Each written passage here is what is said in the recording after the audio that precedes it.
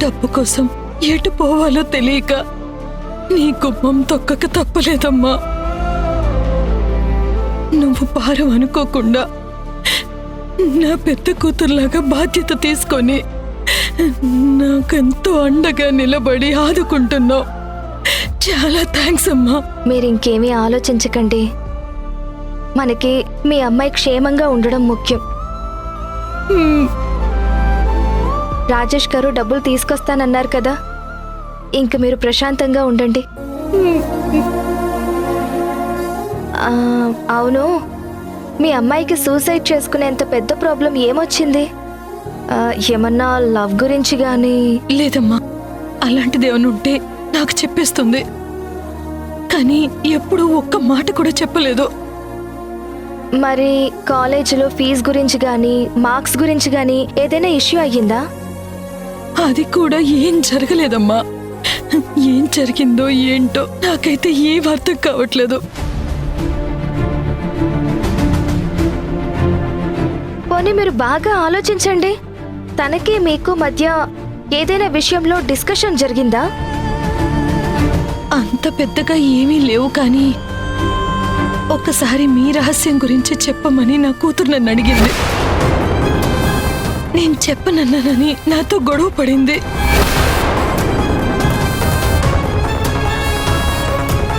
మా రహస్యం మీకు తెలుసని తనకెలా తెలుసు? అయినా తను తెలుసుకోవడానికి ఏం అవసరం వచ్చింది? ప్రస్తుతానికి మీ కూతుర్ని మీతో పాటు సేఫ్గా ఇంటికి పంపాలి. ఆ బాధ్యత మాది. మీరు మాత్రం ధైర్యంగా ఉండండి. నువ్వున్నావు కదమ్మా, అది ధైర్యం నాకు.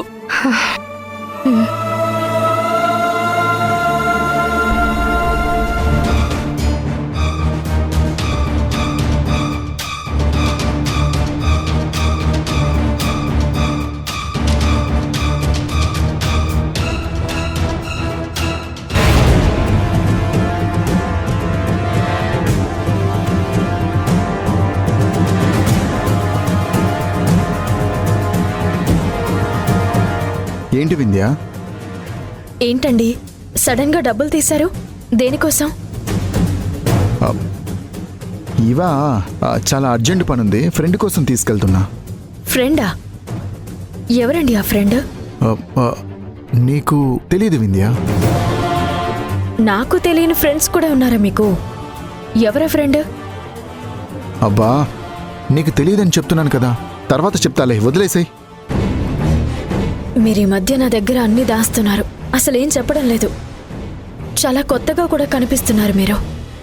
ఏంటి వింధ్య, ఏమైంది? అలా అంటున్నావేంటి వింధ్య? ఏదైనా ఉంటే నేనే చెప్తాను కదా నీకు. ఓ, అప్పుడు మిస్అండర్స్టాండింగ్ వల్ల బాధ పెట్టానా? చెప్పాను కదా, మళ్ళీ అలా జరగకుండా చూసుకుంటానని. ఎందుకు ఇలా డల్గా ఉన్నావు? నువ్విలా ఉంటున్నావనే అమ్మా నాన్న మన కోసం టూర్ ప్లాన్ చేశారు. సరదాగా ఆ బీచ్లో క్యాండిల్ లైట్ డిన్నర్లో అన్నీ బాగా ఎంజాయ్ చేద్దాం, సరేనా? ఏంటి ఎగిరి గంతేస్తావనుకుంటే కనీసం స్మైల్ కూడా లేదు, కొంచెం నవ్వు. మిమ్మల్ని నేను ఎప్పుడూ అడగలేదు, మొదటిసారి అడుగుతున్నాను. ఎవరా ఫ్రెండ్? పోనీ నేను మీతో వస్తాను. ఏంటిది, నువ్వు వస్తావా? ఏంటి వింధ్య, నన్నే అనుమానిస్తున్నావా? ఆహా, అలా కాదండి. మరక్కడ నా క్లాస్మేట్స్ చాలా మంది ఉంటారు. అక్కడికి నా భార్యను తీసుకువెళ్తే వాళ్ళందరూ ఏమనుకుంటారు? వాళ్ళపై నమ్మకం లేక నా భార్యని తీసుకొచ్చాను అనుకోరా? అలా కాదండి, ఫ్రెండ్స్ అంటున్నారు, కానీ ఊరు పేరు కూడా మీకు తెలీదా? చాలా ఇంపార్టెంట్ ఫ్రెండ్ ఎవరూ లేరు, అర్జెంట్ అని అడిగాడు, ఫస్ట్ టైం అడిగాడు, కొంచెం వెళ్ళాలి. నువ్వు అదేం ఆలోచించకు, అన్నీ అవే తీరిపోతాయి. నువ్వు అమ్మ హెల్ప్తో మనం వెళ్ళడానికి కావాల్సిన అన్నీ చెక్ చేయించు. నాకు చాలా అర్జెంట్ పని ఉంది, త్వరగా వెళ్ళాలి. నువ్వు ఆ సంగతి చూడు. అది కాదండి, మీరు సంధ్యతో మాట్లాడడం నేను విన్నాను కదండి. ఎందుకు అబద్ధాలు చెప్తున్నారు మీరు నాకు? మీరు సంధి దగ్గరికి వెళ్తున్నారని నాకు తెలుసు. ఒక్క మాట నాతో చెప్తే చాలా ఆనందంగా ఫీల్ అయ్యేదాన్ని. కానీ మీరు నా దగ్గర ఏదో దాస్తున్నారు. ఇలా ముందు హాస్పిటల్లో నందుతో డబ్బులు ఇప్పించి దాచారు. ఆ బట్టల షాప్ అతనితో సాయం చేయించారు. అది నా దగ్గర దాచారు. ఇప్పుడు ఇది కూడా దాస్తున్నారు. ఎన్ని దాపరికాలు ఎందుకు నా దగ్గర? అసలు సంధ్యకి ఇంత డబ్బుతో పని వచ్చింది. అయినా కనీసం సంధ్య అయినా నాకు చెప్పాలి కదా. ఉండు, తాడో పేడో తనతోనే తేల్చుకుంటాను.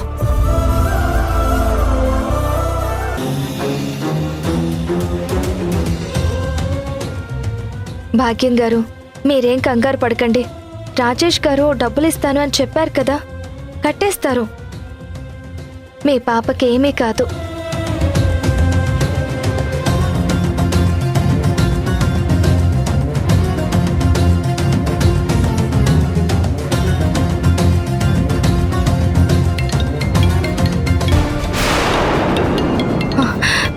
ఇదేంటి ఈ టైంలో ఫోన్ చేసింది?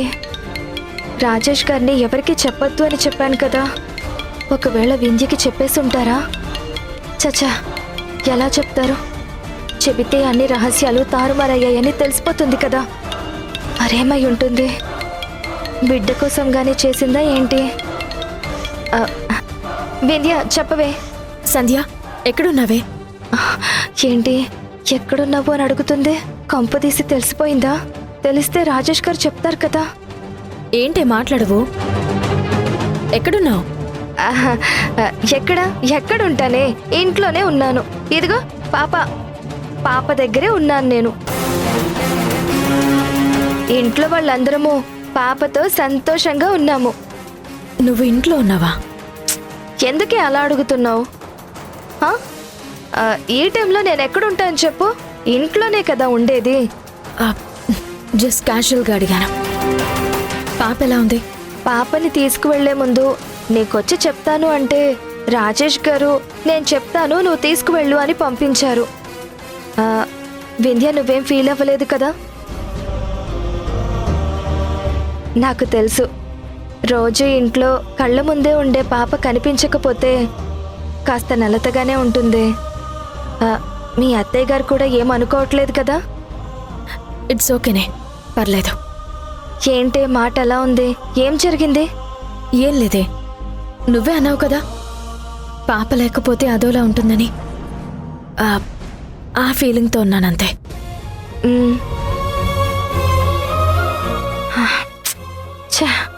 ఒక అబద్ధం చెప్పడమే కష్టం అనుకుంటే ఇంకా అబద్ధాలు చెప్పాల్సి వస్తుంది. ఫస్ట్ టైం వింధ్యతో అబద్ధం చెప్పాను. సంధ్య, నువ్వు నాకు అబద్ధం చెప్తున్నావా? నా దగ్గర డబ్బులు తీసుకున్నాను అని చెప్పలేదు. నందు ద్వారా తీసుకున్నాను అని చెప్పలేదు. ఇంట్లో ఉన్నాను అని అబద్ధం ఆడావు. రాజేష్ నీ కోసం వస్తున్నాడు కదా, అది కూడా దాచేసావు కదే. ఇదేనా నువ్వు నాకిచ్చే వాల్యూ? ఇదేనా ఇన్నాళ్ళు మన మధ్య ఉన్న స్నేహం?